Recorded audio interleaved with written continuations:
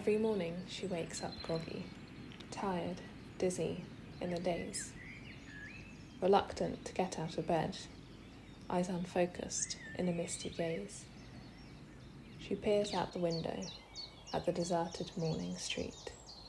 Quiet, calm, gentle, the peaceful morning beat.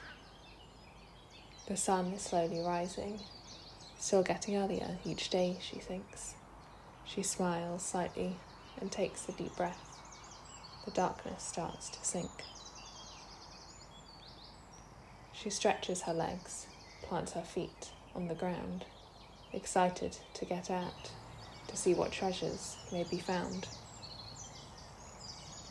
Every day she walks, she doesn't talk. She follows the rhythm, nature sets the pace. Peaceful she feels, while alone in this space.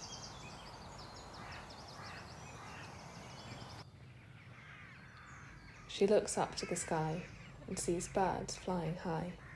They're dashing and darting, quickly meeting, then parting.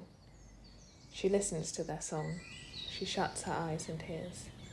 Quickly forgetting her fears, she whispers, "Today there'll be no tears." This place is her haven, a wonderland to explore. It creates space to think when life's on the brink. It's a place she is free to be quiet and see.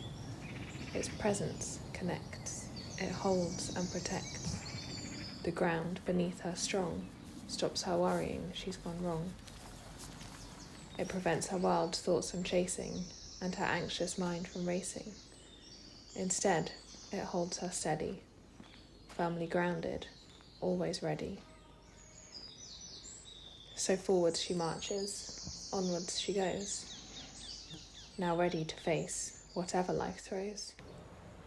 She places one foot in front of the other, while her body and mind recover.